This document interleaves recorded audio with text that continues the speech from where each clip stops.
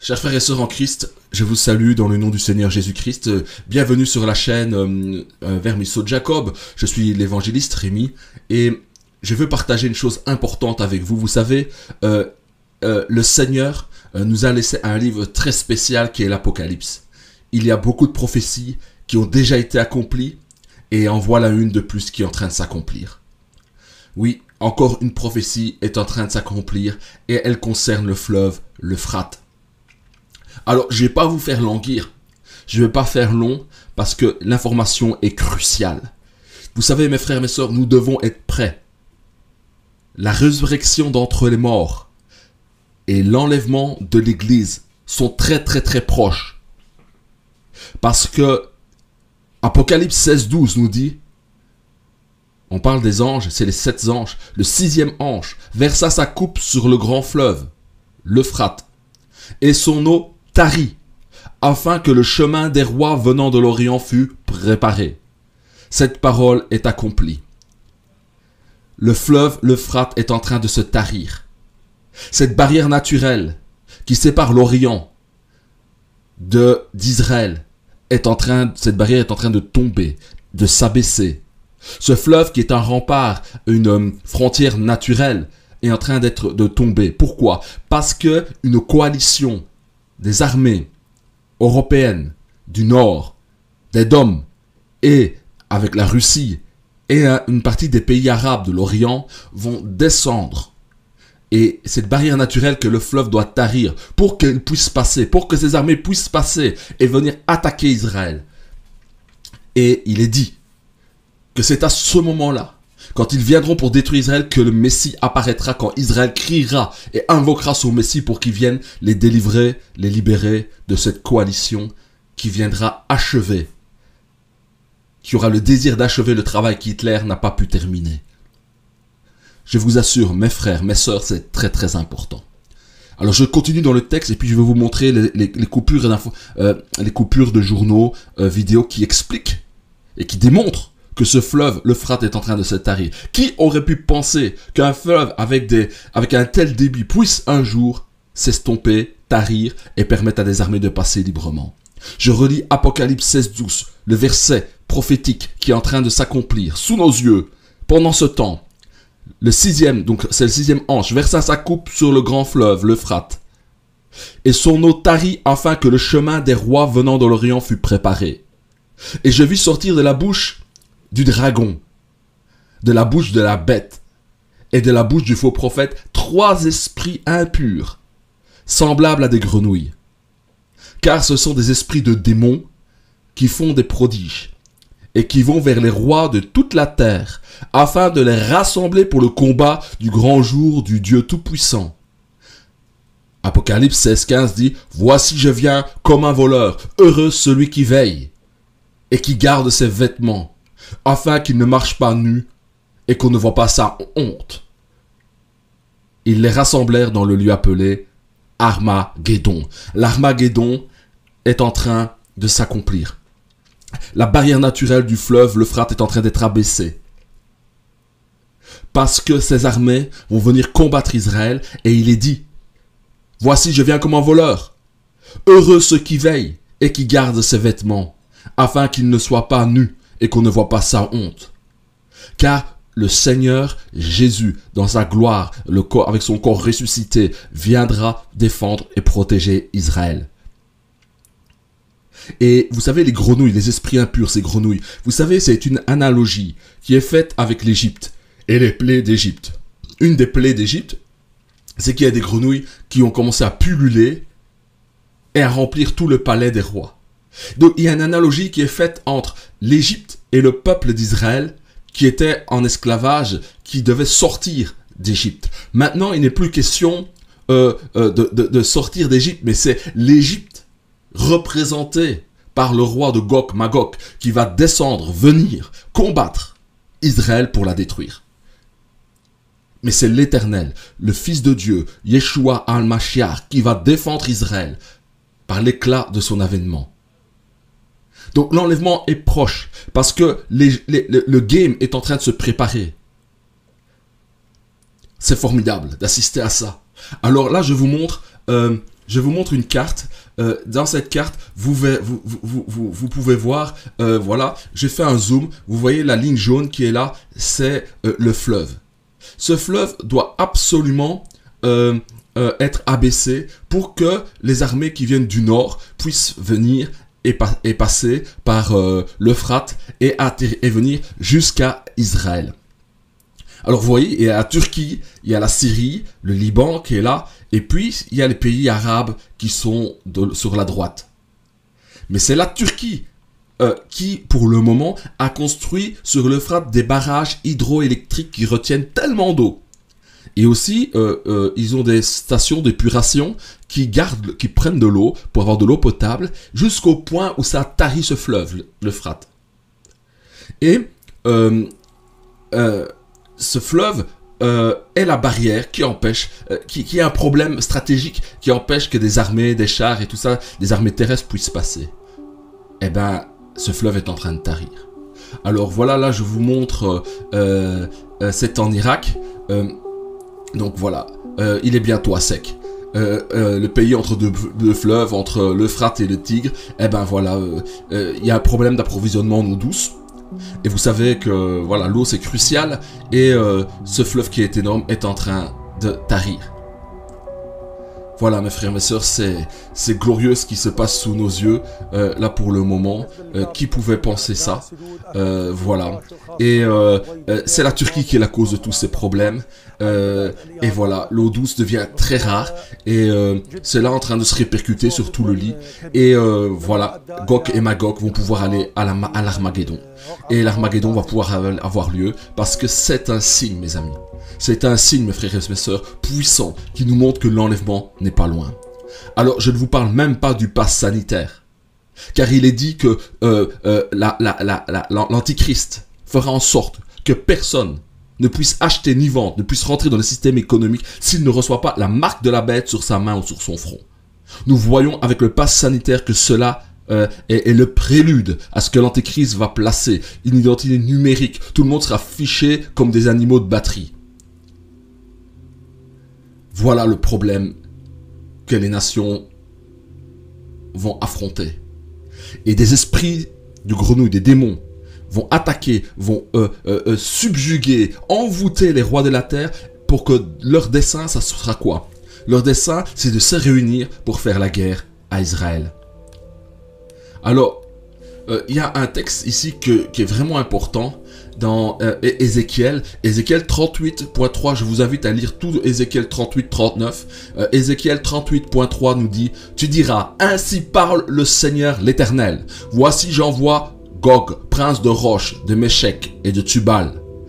Je t'entraînerai et je mettrai une boucle à tes mâchoires, donc pour te conduire comme un animal. Je te ferai sortir, toi et toute ton armée, chevaux et cavaliers, tous vêtus magnifiquement, troupes nombreuses portant le grand et le petit bouclier, tous maniant l'épée, et avec eux ceux de Perse. La Perse, nous savons, c'est la Turquie, d'Éthiopie et de Put, tous portant des boucliers et des casques. Voilà, cette prophétie va s'accomplir. Ils vont sortir, le roi de Gog de Russie, avec l'Europe, avec l'Orient, vont descendre, avec la Turquie, vont descendre, attaquer Israël. Pour cela, il y a une barrière naturelle qui devait tomber, c'est le fleuve, l'Euphrate, qui est en train de tarir, comme nous le dit Apocalypse. Alors, une autre prophétie, c'est dans Zacharie 14.1, dit: voici, le jour de l'Éternel arrive. Et tes dépouilles seront partagées au milieu de toi. Je rassemblerai toutes les nations pour qu'elles attaquent Jérusalem. Toutes les nations. La ville sera prise, les maisons seront pillées et les femmes violées. La moitié de la ville ira en captivité, mais le reste du peuple ne sera pas exterminé de la ville. L'Éternel paraîtra et il combattra ces nations, comme il combat au jour de la bataille. Ses pieds se poseront en ce jour sur la montagne des Oliviers, qui est vis-à-vis de Jérusalem, du côté de l'Orient. La montagne des Oliviers se fendra par le milieu. À l'Orient et à l'Occident, il se formera une très grande vallée. Une moitié de la montagne reculera vers le septentrion et une moitié vers le midi. Voici ce que déclare la parole de Dieu. Notre Messie, le Seigneur Yeshua HaMashiach, va descendre, va venir. parce qu'il est le roi d'Israël. Il va se présenter comme le roi de la lignée de David, et il va s'asseoir sur le trône de David et régner. Et il défendra son Israël des nations, de cette coalition mondialiste qui viendra pour détruire avec l'Antichrist Israël.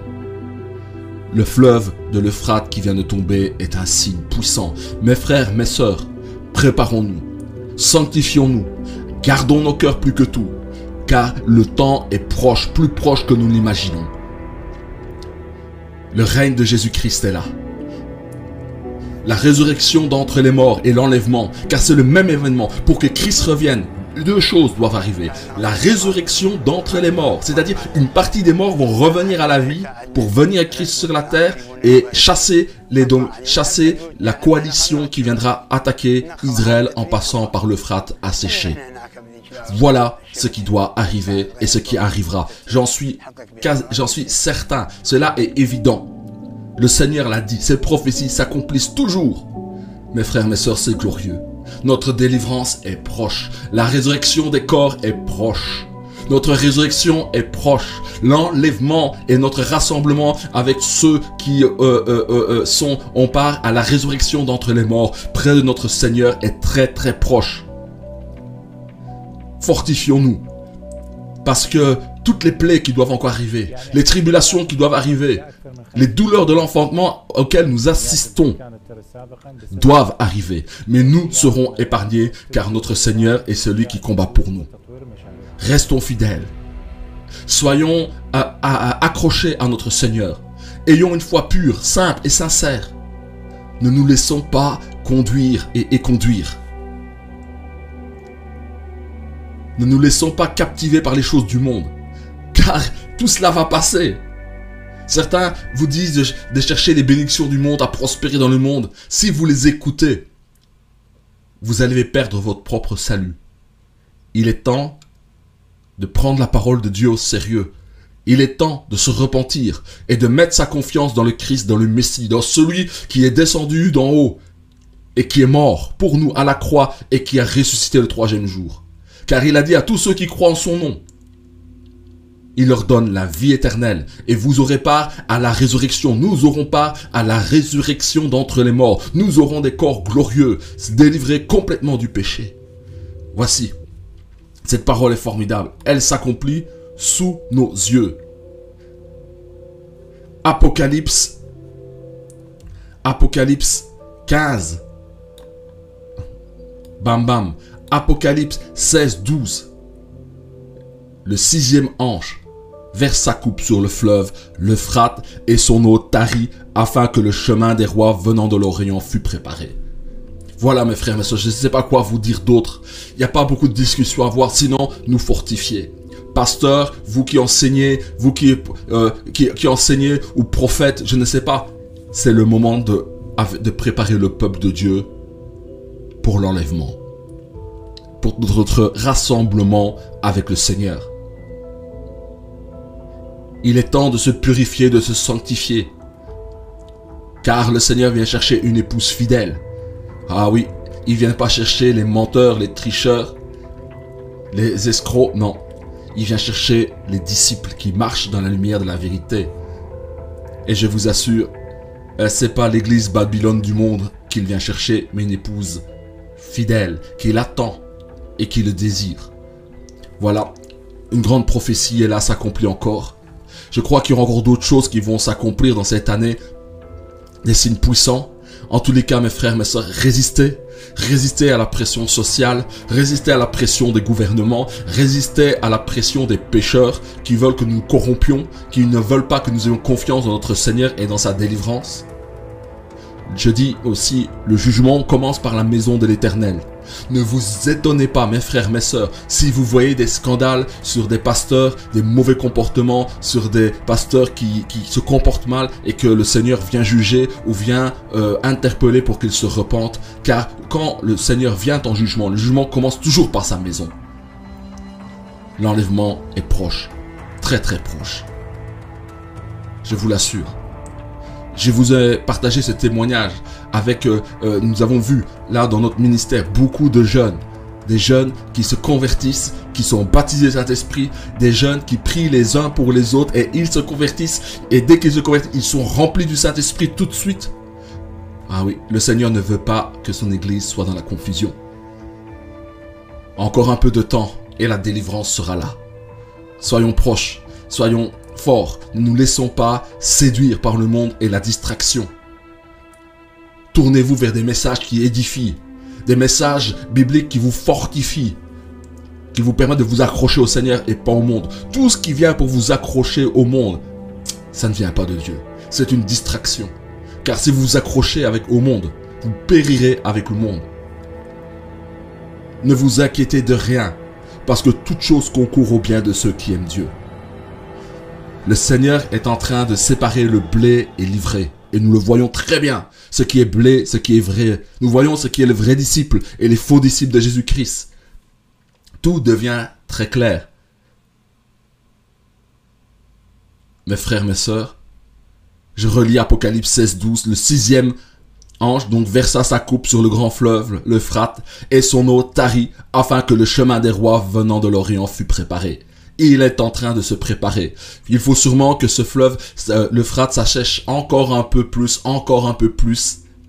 Et là, une étape est franchie.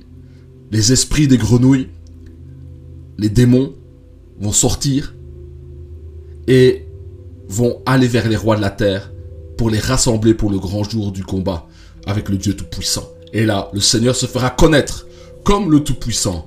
Il se manifestera comme le héros. Comme dans Zacharie 14, 3 qui dit « L'Éternel paraîtra. Il combattra ces nations comme il combat au jour de la bataille. Ses pieds se poseront ce jour sur la montagne des Oliviers qui est vis-à-vis de Jérusalem du côté de l'Orient. La montagne des Oliviers se fendra par le milieu. Voilà d'où était parti le Seigneur Jésus. Voilà d'où il reviendra en gloire, avec ceux qui auront part à l'enlèvement et ceux qui auront part à la résurrection d'entre les morts. Et le règne de 1000 ans va commencer sur la terre. Et les nations et l'Antichrist seront confondus. Eux qui détestent les hommes droits, eux qui détestent la vérité et qui aiment le mensonge, la souillure et l'impureté seront confondus. Les puissants de ce monde, qui se sont ligués contre le Messie et la vérité, seront confondus et seront consumés par l'éclat de l'avènement de notre Seigneur Jésus-Christ qui viendra régner 1000 ans sur la terre. Le millénium arrive. Ne ratons pas l'enlèvement. Ne ratons pas cet enlèvement et notre réunion avec ceux qui ont part à la résurrection d'entre les morts. C'est à cette espérance que nous sommes appelés. Mes frères, mes sœurs, je n'écris pas mes textes que je vous dis comme ça. Je parle avec le cœur, ce que j'ai en moi. Je lis pas des textes que j'ai préparés. Je vous parle avec le cœur. Vraiment, ce sont mes méditations parce que je veux être averti. J'avertis ceux qui sont dans ma cellule de prière, dans mon église. Nous nous fortifions avec cela. Et maintenant, je veux aussi vous fortifier, vous qui êtes à distance, afin que vous ne soyez pas distraits. Parce que je vous assure, il y a des mouvements d'église, il y a des groupes qui vous feront pécher, qui vous encourageront à aller vers le monde. Et vous risquerez de perdre, de rater l'enlèvement. Vous serez dans la tribulation. Il ne faut pas que vous en soyez là. Alors mes frères et mes sœurs, laissez-vous avertir. Si vous voulez me contacter, si vous voulez venir à mes cellules qui ont lieu ici en Belgique, à Namur, je vous dirai là où sont nos cellules. Vous pourrez venir et prier avec nous et ensemble nous allons nous fortifier simplement. Que le Seigneur de grâce soit avec vous. Voilà encore une grande prophétie qui vient de s'accomplir. Les jours sont proches. À bientôt.